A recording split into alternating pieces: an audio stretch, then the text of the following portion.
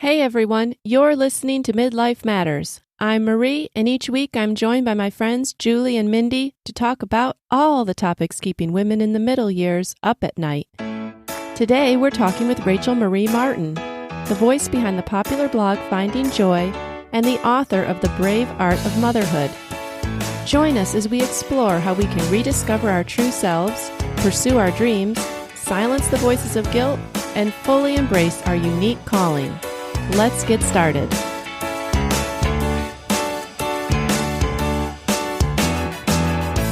Good morning, Julie and Mindy. Hey, girls. Hi, girls. Good to see you. Good to see you on this happy spring morning. Listeners, we have a real treat for you this morning. We have a special guest, Rachel Marie Martin. Welcome to Midlife Matters, Rachel. Well, thank you. I'm super excited to be here today. We're super excited to have you. Yes, we are. Many of our listeners may know Rachel as the voice behind the popular blog Finding Joy. That is Rachel's website dedicated to seeking joy in life, specifically in motherhood. And Rachel, before we get started, I just want to tell you a little story about your blog. I'm excited. So 5 years ago, when my oldest daughter was 18 and a senior in high school, we took a family vacation over spring break. And you know that age. It is hard with mothers and daughters. You can get in a lot of fights, a lot of arguing, hurt feelings. Well, my daughter and I got in a huge fight on this vacation. Probably one of our most epic. And emotions were high, and I was feeling so guilty. And I think I must have Googled something like worst mom ever. And your blog post entitled For the Days That You Feel Like the Worst Mom Ever popped up. Oh. So that was 5 years ago in 2014. Well, it was like a balm to my soul. And I want to tell you how much I appreciated your vulnerability in writing it and how encouraging it was to me to know that I was not alone in feeling that way. And I love that about your writing. You say the hard things, the things that we keep just below the surface, and you help others to process it. So I think it's just so ironic that now 5 years later, I get to talk to you in real life on this podcast, and thank you. That actually made me quite teary. That's awesome. I'm sorry about the epic worst mom ever day, but I'm really glad you found me on that day. That's so cool. Yes. So when I was contacted for you to be on Midlife Matters, I thought, oh my goodness, this is that same writer. I've never forgotten that fight, and I've never forgotten that blog post. That is so cool. It's so cool in so many ways, like that. Like I always tell people search for emotions. Moms search for, I feel like I'm failing. I feel like those type of words. Mm-hmm. And so when it connects in that way, I always know that mom is looking for that emotion specifically. So Yes. I'm, like I said, sorry about the worst mom ever day, but now you have a story. I can laugh about it now 5 years later. Thankfully, yes. All right. So listeners should definitely check out your blog at findingjoy.net. But in addition to that, you've also written a wonderful book, The Brave Art of Motherhood, about finding yourself, breaking patterns, and becoming brave. As you've said, all your writing comes from a desire to celebrate women on the motherhood journey. And I know that Mindy, Julie, and I, we really enjoyed your book, and we're looking forward to hearing from you today. Well, I'm excited to talk about being brave, that whole motherhood part, and really finding ourselves again, because I think it's a really common space that no one really talks about in the beginning of motherhood. Like there's going to become a day where you're going to all of a sudden wonder about who you are or what you love. But I think the more we talk about it, the more we're open about teenage years or letting them go, the easier the journey can become for others. That's so true. I know that we all did really love your book. And I know particularly for me at the age I'm at, my kids are grown. And at this stage in life, I find myself thinking a lot about like what's next for me and who am I and what changes need to come about. And so just with that in mind, like how did this book come about? Like what prompted you to write it?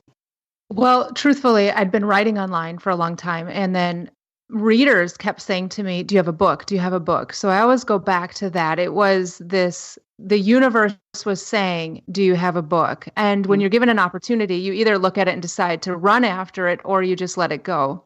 So after a while, I decided, I'm going to articulate all of this story of mine in a book because in my story, it was, I I was married for about 17 years and then went through a really painful divorce, really challenging. And I always say that no one enters into motherhood thinking, you know what? I want all these challenges. I'm going to go through and hit this place where I want to parent alone. And all my readers had seen this story of they'd seen my journey. They'd seen me go up and down, and they wanted to know, how did you do it? And how did you come through at the end? Like, how did you discover that bravery aspect? So for me, writing it was this kind of the emotional part, like the connecting, like feeling like you're the worst mom ever days, going back to that. And then really dissecting, how do we find joy in our journey? How do we proceed forward with bravery and honesty? And what does it look like? So I mapped out agreements that I had made about my own self, about my own life, about happiness. And then I shared like how we all make these type of agreements with ourselves. And then went through these places of excuses, like real, raw honesty that I don't think I had 10 years ago, where I was willing, or 20 years ago, even to kind of look at my own excuses. Like, yeah, I'm kind of making that up. And then really the last part is the how. I think a lot of times we can read these motivational, like cheering, like, we've got you, you're there. But really, how do you go about doing it? How do you go about discovering yourself? How do you go about changing your life? And the how of friendship, because the older I get, the more I realize that we are not meant to journey alone. And I will be a voice that really says we're stronger linking arms. That's really good. I know the book is a lot about change. What kind of changes were you needing to make back in the beginning? Oh, I had to be honest with myself. First of all, I wasn't honest with myself. I hid under, I'm fine. It's no big deal. It's good. It is what it is. Like every single answer. I mean, I would just kind of hide from everybody. I didn't want people to know that I was in a financial nightmare, a really, really brutal financial mess, because I attached shame to it. I wasn't good enough. I wasn't worthy enough. I'm not worth fighting for, all of these emotions. So I really had to get to this place where I didn't keep that shame attached to myself. I love that you just brought up about the hiding. And that was one of the parts of the book that I really just latched onto, because you talk about the physical hiding, the hiding of not wanting to let people in your home, of keeping your garage door closed, and just the shame that you felt even of not being able to tackle the physical things in your life. But then also just the emotional hiding that you did from people, like really isolating yourself almost in a sense that no one had any idea what was going on. So this really spoke to me, because I think in every form, women hide behind something at some point in their lives. And I really would love for you to tell our listeners, what was the catalyst that finally made you decide to like come out of the hiding and deal with things? I was spinning all these plates, right? And everything was crazy. And at a certain point, they all dropped. And when they dropped, there's a point where you just can't hide anymore, when everything, whatever, hits the fan, basically. Right. And when I got to that point, I had this moment, there was a dichotomy. I had freedom and fear at the same time. I had fear of, what am I going to do now? Everything's exposed. All the plates are dropped and everyone can see into my life. But there was this freedom in knowing that I could pick up what I wanted to pick up again, that I didn't have to pick up all the plates, that I was given this level of discernment that I didn't have when I was trying to manage everything. And so it was this beautiful place of both. The fear was very loud, but there was also tremendous freedom in knowing that I had a choice, which I always had. I always had the choice to set something down, but I was so busy balancing everything that I didn't realize I had it. Right. Rachel, many listeners can relate to putting themselves on the back burner to raise children, and they can also identify with losing a little or a lot of themselves in the process. I think that's one of the challenges, like we mentioned earlier, of midlife for women, figuring out who you are after and in addition to mom. In your book, you talked about the excuses of not pursuing your dreams. Can you give us a little summary of what you mean and some examples of excuses that you hear women use? When the kids are older, when the kids are grown, if this happens, then I'll do it. If I had enough money, then I could write. If I had enough money, then I could volunteer. If they were older then. I think that's a really common one that we use. I also hid behind being busy. I am a master at being busy. I would say I'm a professional busy person, and busy is one of those excuses that is hard to call somebody out on if you're a master at it, because I was so good at it. I would always say, well, look what I've accomplished. And if somebody would say, well, no, you know, like that wasn't important, I could say, well, no, it was. But what I was avoiding was looking at that I was busy in places that didn't matter or weren't the hierarchy, weren't the urgent. And I was using busy as a way to kind of numb myself from doing what I needed to do. Mm-hmm. The places where I have the most underlines in my book, I think, is in that chapter on denials. For me too. Yes. And I was curious, Mindy and Julie, like, what excuses did you personally relate to here? I definitely related to staying busy because I like what you said. It said it lets us avoid stepping into those messy areas of life that need changing. You know, I like to rearrange my house. And I think, gosh, is that even a symptom? Like I can just spend hours, you know, changing the pictures on the wall and the furniture. And it's like, yes, checked it off, got it done. But what did I accomplish? You know, I think that's just kind of a superficial example, but busy is definitely something I can relate to. And another one that you talked about was pride. And I thought, how is pride an excuse? Right. But I know a lot of times, you know, I can talk with a friend and they, oh yeah, I've got that. I understand that. And I think, no, my problems are different. Mine are unique. Right. The pride is interesting because I saw it in my kids. Sometimes I see my own excuses amplified in my children. And then isn't it the worst? I look at them and I'm like, I have the same thing. And the pride thing, like I saw it in my one son. Like he didn't want to play basketball, but because he wasn't on par with everybody else. So he kind of excused himself from playing without realizing, like he didn't want to go through the steps of learning how to dribble, learning how to run while dribbling. And instead of actually learning something that he loved, he just his pride got in the way and he missed this opportunity. And I remember talking to him about it thinking, it's kind of the same with myself and my own life. So my kids, they show me my excuses. Oh man, it's like mirrors all over your house, right?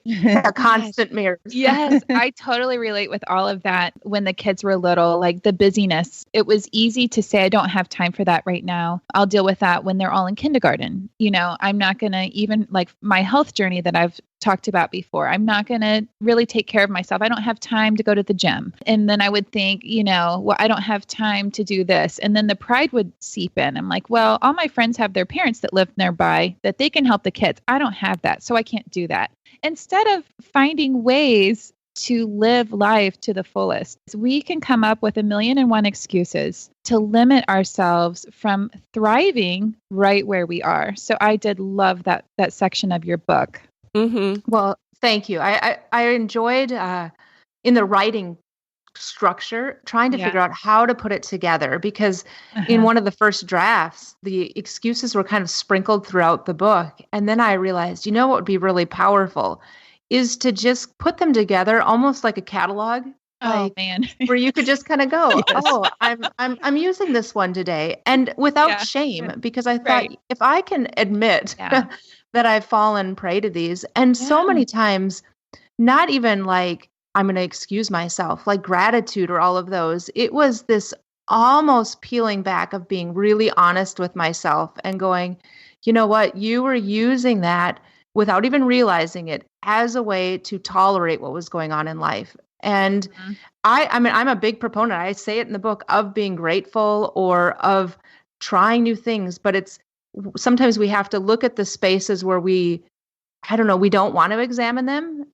I think you called it silver lining gratitude. Yes. I loved that. I thought that was so neat that we could just say, oh, well, at least it wasn't this bad, or, you know, or it could have been worse. And then really, no, it is something that needs to be fixed or changed, not just glossed over. I love that you kind of pulled it together in the words you said. True gratitude compels you to action. Instead of just glossing over, well, this is fine, it could have been better, or this is just my circumstance. So I do love that you say that, yeah, it's nice to be grateful. It's nice to have a positive outlook, but it really needs to lead you to action to changing things that you see, being honest with yourself, and then finally like bringing those things to light. I totally believe it. I had these journals that were basically prayer request journals. Yes. And I had this realization that if the prayer request is the same for 8 years, Right. perhaps there is something in there where it's not something that I can't control, right? It was a space where I've been given the abilities to step in, even though I had told myself pride or all those, that's not my spot, I don't know what to do. But there comes a place where I was like, you know what, this probably shouldn't be on there this long. Like if my kids kept coming to me with the same thing over and over, I'd be like, this is a space we probably should work on fixing. Yeah. Right. I love when you said you can be stuck for a season, but a season shouldn't last 8 years. Yes. That kind of plays into your scarcity excuse. I think, you talk about how people say, well, I don't have enough money to do this, or it could be I don't have enough education. I don't have enough time. Like we feel like we have a scarcity of resources. And instead of just using what we have and taking a first step, we think we need to wait until we have all the ducks in a row and everything we could possibly need to complete whatever we're trying to do. I know that holds us back. And I give my kids examples too of like when the explorers went to explore the New World, they didn't have all the ducks in a row. They had to just take a leap of faith. And in our culture, I believe it's because we have so much space, so much time, that it's harder to take a leap of faith because everybody wants to say, do you have all your ducks in a row? Do you have everything planned out? Do you know where you're going to be staying? And we've lost that almost free spirit of taking the jump, taking the risk in a way that's perhaps good. I mean, the life expectancy is longer, all of that. And yet it's this kind of back and forth balance of being willing to take the risk. And with scarcity, to me, like, I always say, like, when I got rid of all my stuff, my mindset was always thinking, well, I can't get rid of it because I can't replace it. Well, I'm actually living out, projecting into my own future.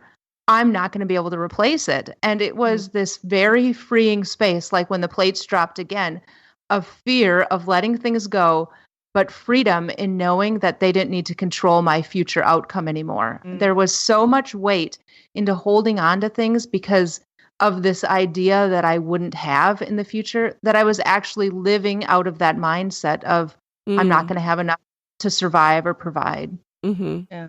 That kind of leads to another one that I identified with was perfectionism. And I loved how you explained it, that it was chasing things that don't necessarily change the final outcome. Like those are good things, but up to a certain point, after a certain point, it's really not going to affect the outcome. To have every little thing in line before you move forward. Well, bless my daughter, Grace, the other teacher, like going back to kids. Grace has, as I said in the book, taught me so much grace. I joke that sometimes when I'm in Target or something and I see this just rambunctious 3-year-old that's testing her mom, I'm thinking to myself, that girl is going to have grace in her name because that mom needs so much grace to deal with her. But Grace is, when she told me the story about the 93A, she's a high school senior, being the same at the end as the 100A in her GPA, I had this it was like an eye-opening experience that she knew she was good enough in that class that she could devote time to another class to get it up to that place. Right. And I was thinking about my own life. How many times do I ever move forward because I'm trying to get to 98, trying to get to 99? And sometimes we just need to say, this is good enough and move forward. It's like the explorers. This is good enough. I'm going to move forward. And so she taught me a great deal about letting go of that perfectionism aspect of things. It's not easy. There are certain spaces that I like to have it a certain way, but that goes back to pride. I think that's the interesting part about all those excuses is they all kind of weave in and out of each other. And it's our job to discern, you know what, I think I can let it go. I'm going to take the risk right now. I'm going to step forward, even though I maybe don't have all the answers at this moment. Early on in the book, you caution women to take moments out of our schedule to focus on ourselves, that alongside helping our kids achieve their dreams, you encourage us to continue pursuing our own. What advice do you have for women who are trying to get back to their dreams after their kids are grown? Like, what would you say to the mom who's thoroughly enjoyed her years of parenting, but now, like me, her nest is empty and she doesn't really know what to do? And like, I kept thinking about changes, and I don't even know what changes I want to occur. Well, going back to grace, it's this grace to be okay with not knowing. I really think that we don't know. We don't need to know all the time. You look at our kids and they're constantly in this place of, I want to be a explore, go to the moon. I want to do this. And we're like, that's great. Just figure it out. That's okay. You don't have to know. And even my daughter, who's the senior, she's like, well, I don't know what I want to do. And I'm like, that's okay. It's okay to figure it out. And then somehow I think that we hit 40, 50, 60, wherever we are, 30 even, and we think, you know what, we should have all the answers. We should have it figured out. And yet we wouldn't expect our 20-year-old to have the same paradigm at 10. I always say that it's a disservice to everybody in midlife to attach crisis to midlife crisis, because I really think it's a rediscovering. It's the actual way that life is supposed to go. We're supposed to be in this constant state, in some ways, of figuring out who we are at this moment. I really don't think at 44 that I should be the same person I was at 30. And yet somehow we think, oh, well, how come something's wrong? I don't have the answers. So for you, if you're in this place, I think let yourself exist in the place where you don't know. It's a place of discovery, because maybe what you loved at 30, you don't love anymore. And now you have this freedom to actually figure it out, try it. Like I would tell my kids, just try it for a quarter. If you don't like it, try something else. I think we have the same grace for it. We need to kind of reverse it and apply it to ourselves. And I think that's so true. I have a student who's in college, so I'm constantly encouraging him because he doesn't know what he wants to do. I'm like, it doesn't matter. And I think it's such a good point that you make in the book, that we believe things and tell ourselves lies that we would never let our kids believe. Amen. Yeah. Yes. But we are perfectly fine believing those things and settling. Well, and I think people expect that of us, because I don't know how many times you have an older child that's leaving home or in college, or even if your child goes to kindergarten and say it's the last one, people immediately say, well, what are you going to do now? Well, I don't know, because this is a new stage, so I don't know. Right. And, it's so stressful for our kids when we ask them. Like, I think about my kids, if I ask my senior in high school, what do you want to do now? It is immediate stress. And you can feel it. And my older daughters, too, if I was to say, well, what are you going to do? They just don't know. And then we're like, it's okay. It's okay. I'll be here to figure it out. And yet for us, we're like, what?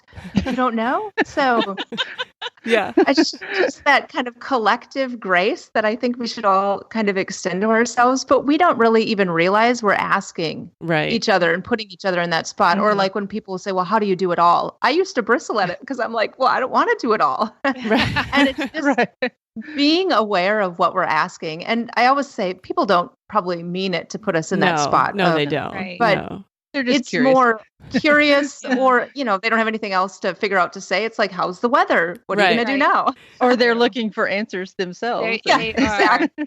Maybe if she's doing that, I'll do that. Right. It's true.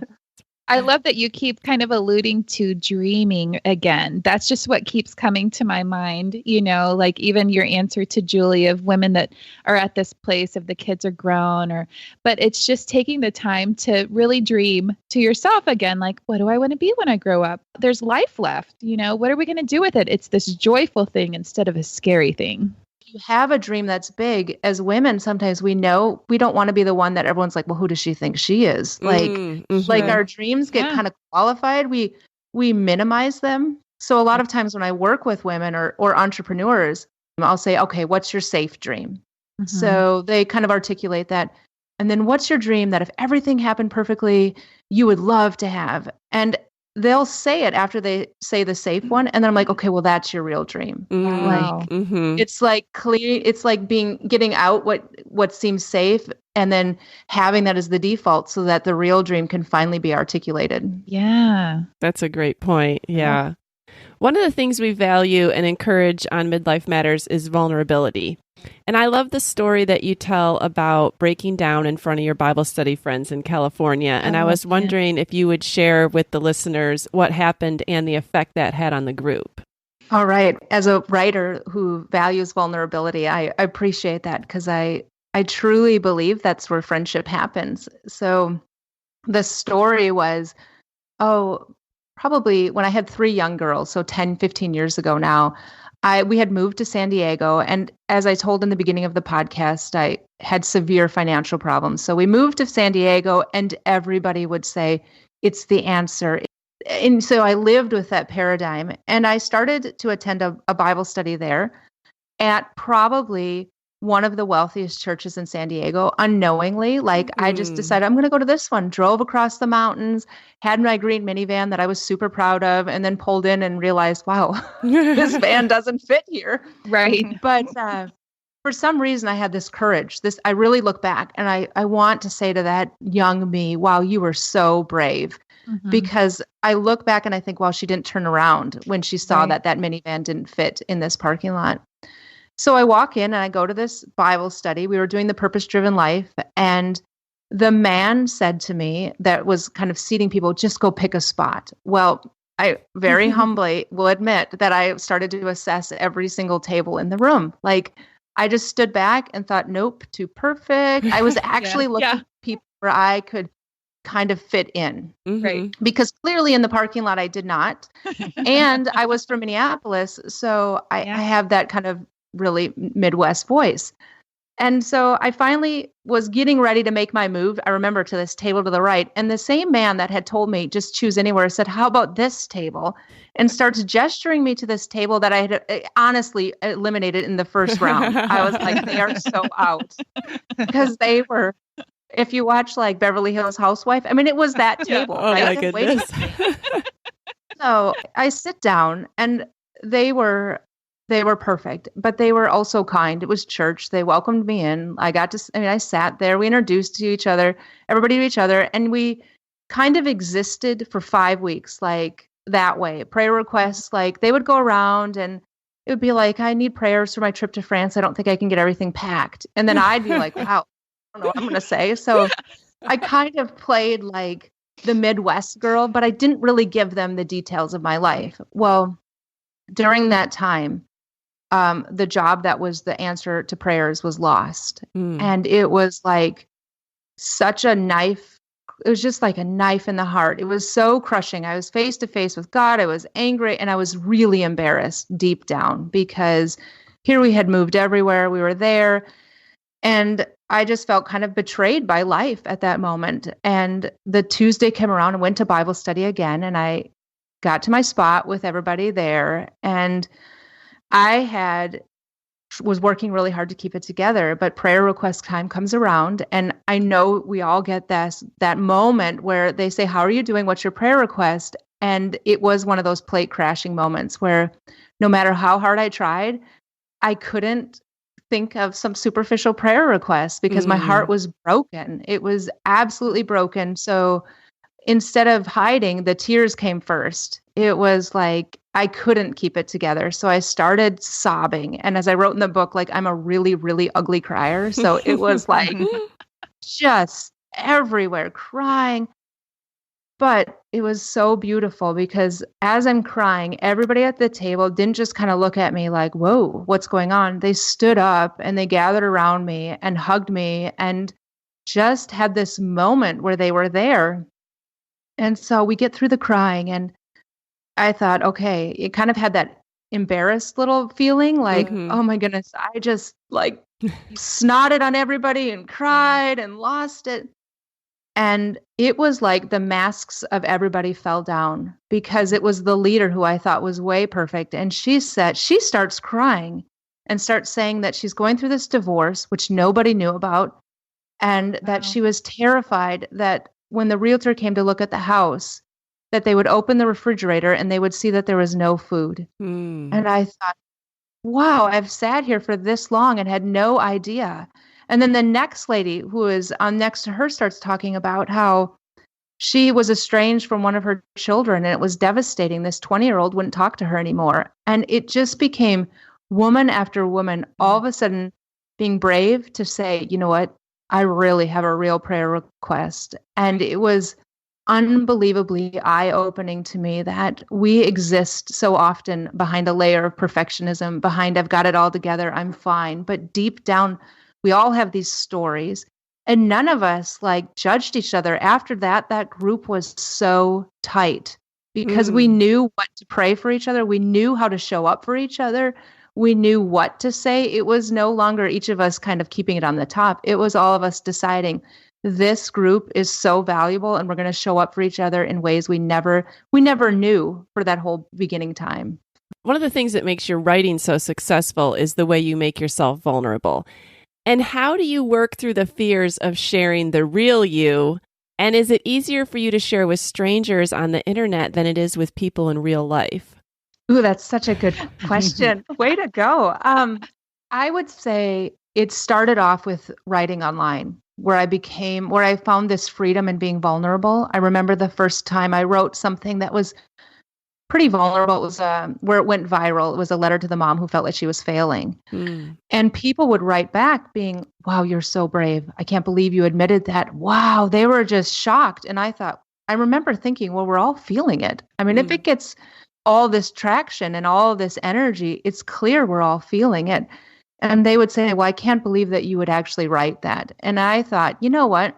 This is the calling where I have this space to actually admit the realness of life and admit that life isn't about having it together. It's about trying and doing our best and loving each other's stories and not competing. And as time went on, I learned more and more how to express the vulnerability that I can now, stand and talk about it in front of many people about some of the things that I've been going through in my family. And it has opened it up with the people that are closest to me. It's not like I meet everybody on the street and said, here, let me tell you my story. Right. Like this. But it's more of this being willing to say and to share that part, because again, going back to that Bible study, we all have stories. And when I share, it gives permission to somebody else to say, you know what, I actually would like help here, or I need a friend here, or I don't know what to do. And it's kind of the linking arms, walking together aspect of life. You just do such a great job of reminding women that they are probably a lot stronger than they think they are. But I know that our ultimate strength comes from Christ. So how do you kind of mesh those two truths together?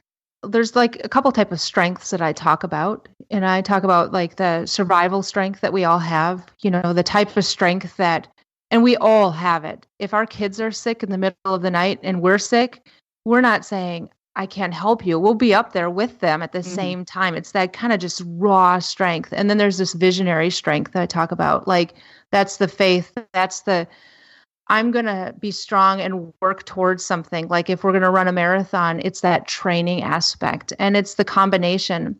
But that true strength, like you were saying, going back to Christ, if that is recognizing that there's a verse in Philippians 4:12 and 13, where Paul says, everyone quotes, I can do all things through Christ who gives me strength. And a lot of times they forget the verse prior to it where Paul says, I know the secret of how to abound and I know how to be brought low. And the power in that moment comes in is Paul knew both. He knew the dichotomy of abounding and having everything and having nothing. Yeah. And he knew that in absolutely both situations and everything in between, he could do all things through Christ. And that's where the strength comes from. It's that knowing that in all situations, that's the root of it. That's where it comes from. But I wanted us to be owning of that strength that we're given. Because sometimes I think we can be passive. We can say, yeah, he gives me strength, and then not do anything. The real strength comes in that moment when you go, you know what, I'm going to try anyway, and I'm going to keep on trying one time after another.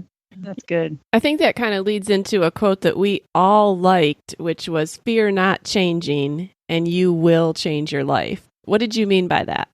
Well, if you get to that place where I give the example of being like 80 and looking back and thinking, I would never go, wow, I am so glad I played it safe. I am so glad I did nothing. I mean, like, I really feel like the regrets I have would be not trying something. And so I thought, you know what, if I can if I can flip the fear from, my goodness, if I don't change, like that terrifies me. Mm-hmm. And then that flipping of the paradigm is what kind of motivates me to move forward.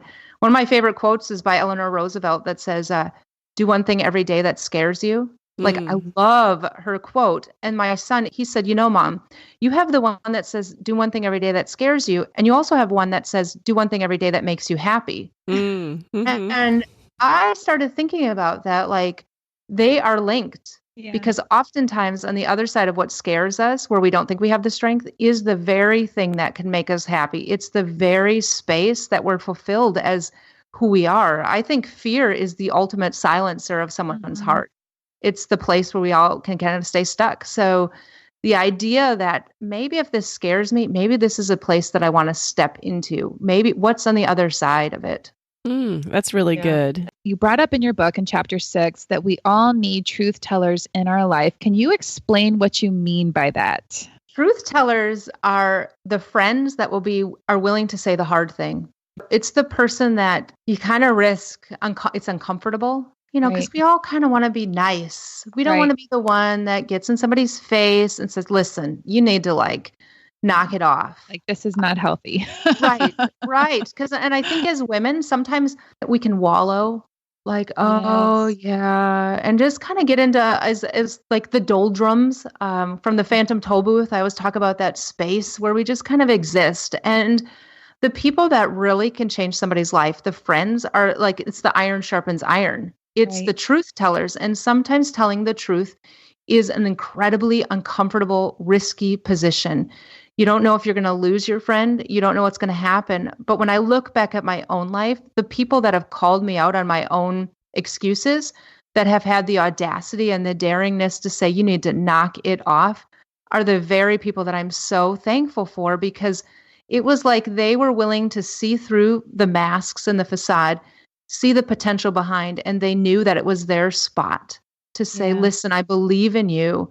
You can do this. You don't have to stay in here, but you need to change. You need to change your attitude. You need to do whatever, and I'm going to be here for you with it. Right.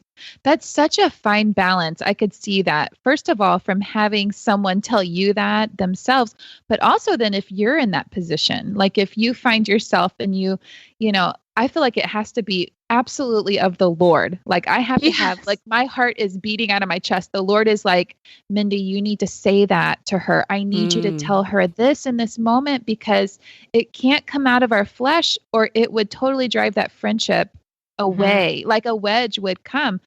But also in receiving it, to be like, oh Lord, you're telling me something here. I need to really listen.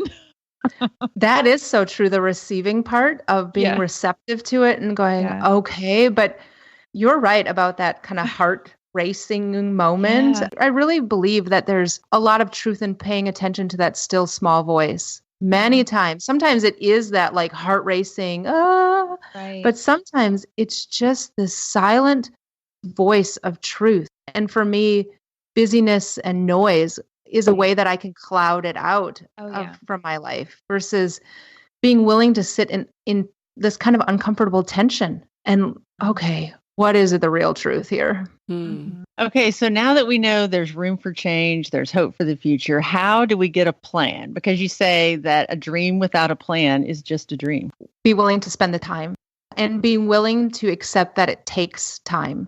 In our culture, we're told you can change your life in 4 weeks, in 3 easy steps, spend 10 minutes a day. And we all know it's funny, but we're like, you know what? Maybe I'm going to try this. It will change my life. We still order the book off Amazon. We still do. So like I did this 6 weeks cross training, this CrossFit challenge. It was great. I changed my life. And I remember when it was done, the coach saying, it's easy to go back. And when we were writing the book, I was thinking about one of the titles or subtitles was, there's no week 7 for a 6-week program. Idea that it takes time. So with actually planning it, I really believe the first part is knowing that it's going to take time, is knowing that consistent change doesn't happen overnight, and that if every single day you work towards the goal, you will move. There's just no way that you're going to stay in the same spot. And so one of the things that we mapped out in the book was this idea of kind of triggers, what triggers the next thing. So figuring out your big goal and then breaking it down into micro goals. You get your big goal, you break it down into everything that you need to have done. Right. And then I really believe if you have friends, have them look at it and go, whoa, whoa, whoa. Like, let's reassess the order here. You're worrying about something. And then working through it, knowing that each step, a lot of them are finite.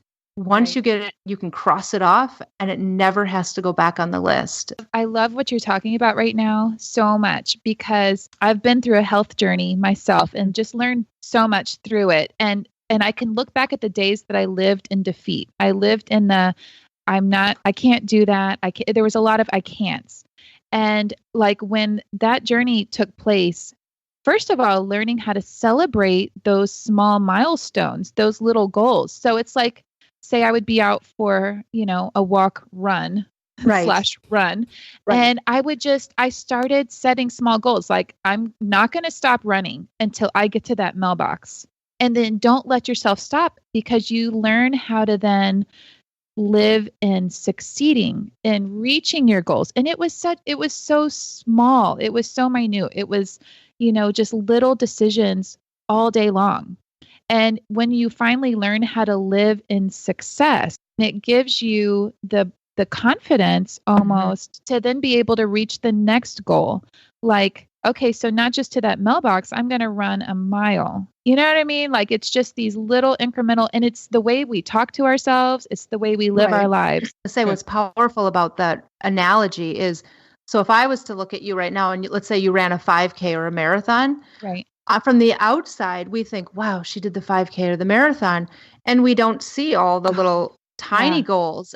Something you said really resonated with me because I struggle with decision making and I get overwhelmed by all these decisions. And even my husband has told me this for years, and you just said it, that I'm worrying about decisions I might not ever even have to make. Like if I just make this one decision, it's going to eliminate all these other choices. So you do have to have an order and a process that you think through and make the right decision at the right time.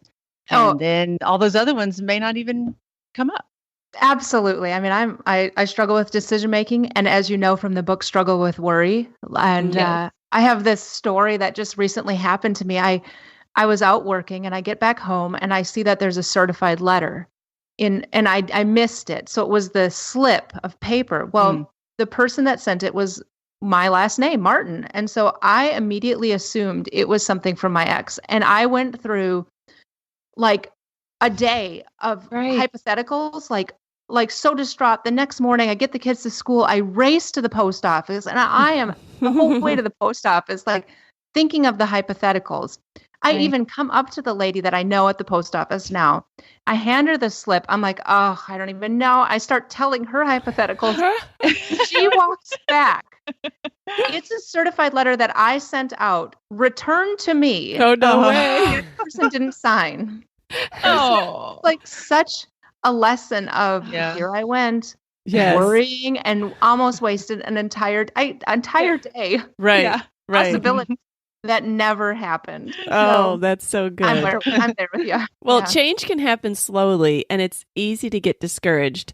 How long did it take you to see real change in your life after your marriage ended? So I had to celebrate the little changes. First of all, I had to celebrate the moments of small change. And in fact, I was on the Today Show talking about one of them was that I made benchmarks to celebrate those small changes. And one of them was filling up my gas tank, because I had lived for 10 years of putting in $3 here, $4 there, and I hated it. Like, especially in Minnesota, I absolutely hated getting out of my car. Right. It was freezing half the year. It was humbling. It was so it was stressful. It was humbling. I knew exactly how many miles I could go on a gallon. So when money shifted, and all of a sudden I remember going to the gas station, filling up my van, it was this moment of, oh my goodness, something has changed. Easy to dismiss, but it was very, very powerful to me. The idea that I can go to the gas station, fill up my van, and it not stress me out. It's this benchmark that change has happened, because it's easy to think this is just the way it's always been and forget that I existed living for 10 years without it. I would say really big financial change where I knew that things had really shifted took about 2 or 3 years. And then finally moving to Nashville 5 years after that was a really gigantic, like, hey, you just did something you didn't think that you could ever do, or you just drove a 28-foot Penske truck 1,000 miles. Like all those things were real benchmarks of change. And they became places where I actually witnessed in my children definite change, where I could see them almost catch their breath again. And they were given this space to flourish and blossom and rediscover their own hearts. One of the things in the final section of the book, I think it's called Building a New Reality. Something that I really want to implement is choosing the right mental targets. I loved that. And I really wished I had known this when my kids were little. I love it when you said, instead of saying, hurry up, we're going to be late, come on, let's go so we can be early. Just changing the whole focus to the positive so that you're not shooting for the thing that you don't want to happen.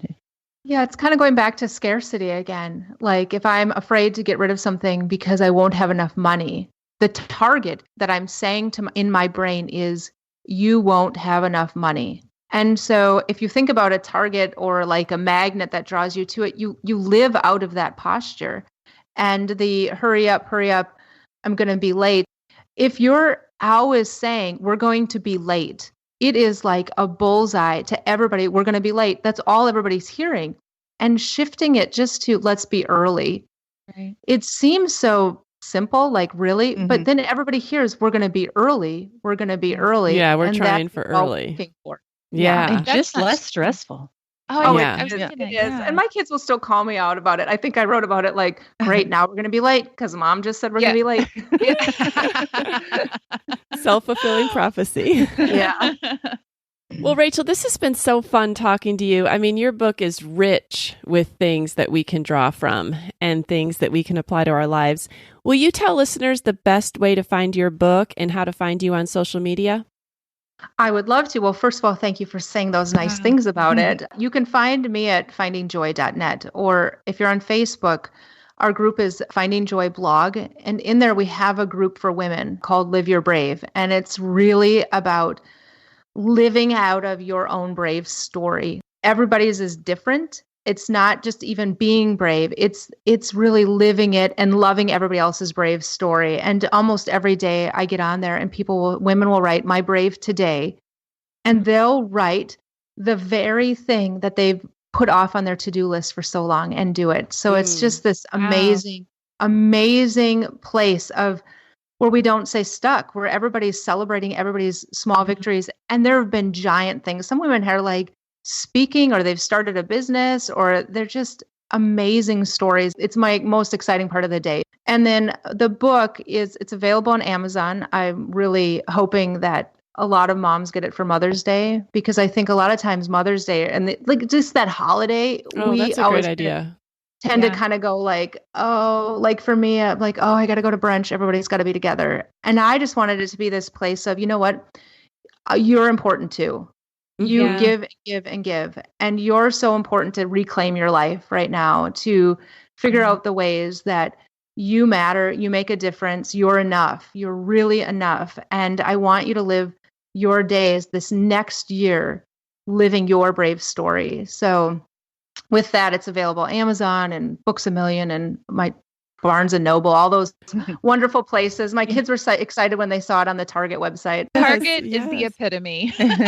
Yes. Well, I think most of our listeners are women. So if you would like this book for Mother's Day, you need to like put it on your Amazon wish list, or leave the browser tab open so that when your husband sits down, or if he asks for ideas, don't be shy now. So Rachel, your book is motivational in nature. And one of the ways you end it is by telling readers not to be one of those people that goes to the motivational speech and then leaves thinking it's awesome and walks out thinking, that's nice, I'll do it tomorrow. And I think that's what might happen with people that even listen to podcasts. I don't know how many times I listen to a great podcast. I get to the end of my workout. I walk out of the gym. I never think of that podcast again. How can we keep this in the forefront of our minds to make a choice to break the excuses? First of all, make the decision. 100%. It has to become a decision that you've made, a stake in the ground. I'm not going to go back. I'm going to change my mind. And you have to remind yourself of the decision every day. I talk about it in the book about anchors, or about a place where we've decided we are not going to go back. I'm going to move forward, even if it's allowing myself to have a bad day, knowing that I can do good tomorrow. Right. And well, a lot of times we hit a bad day and we're like, well, that's it. I'm a failure. I'm done. Right. And the bad days, the real strength, the power comes in and going, yesterday was awful, but it doesn't define today. You know what? If you need to put it on your phone home screen, what your goal is, or the truth about what you're working towards, or you need to set a reminder 3 times a day that says, just breathe, whatever it is, you have to make the decision. And then you have to make the choice to remind yourself of the decision every single day. And that's what moves you to keep moving forward. All right. Well, listeners, when we are promoting this episode, if you want to come on and in the Instagram comments or Facebook comments, just kind of put down, even I'd love to hear what some of your dreams are. And, you know, let's hold each other accountable a little bit. I think that writing something out can sometimes really move it from our head to action. And I don't know about you guys, but my elementary, middle, and high school boys, they don't really care what I'm celebrating. So it'd be really nice to have somebody, a friend, maybe be excited with me over the things that, you know, we get to accomplish. I love that. And you're right about the speaking it out. Once you speak it, it's like, it's no longer in your head. Like in your head, it's just an idea, just a hypothetical. But the second you speak it, the second anybody says it or puts it on your Instagram, and there is a place where now you either get to decide, do I actually do this or do I not? That's where that fear change part comes in. You've voiced what it is, and now you're going to get to be someday, if you're lucky, 80, and then look back and go, wow, I voiced what it is. What did I do to pursue it?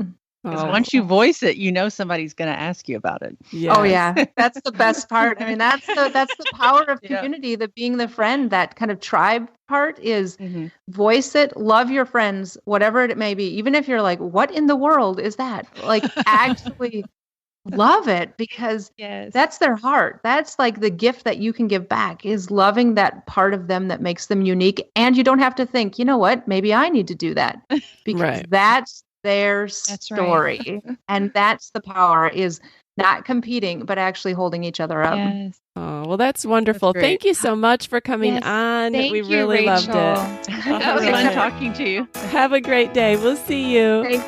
Bye. Thanks, Rachel. Bye-bye. Friends, we're so glad you joined us today. If you enjoy Midlife Matters, we hope you'll tell a friend. Show them how to find us on their phone and hit the free subscribe button so that they never miss an episode. They can also download and listen to each episode right from our website, midlifematterspodcast.com. We'd love to hear from you. You can find us on Instagram and Facebook at Midlife Matters Podcast. You can also email us at midlifematterspodcast@gmail.com. Thanks so much for listening, and we'll see you back here next Wednesday. Bye.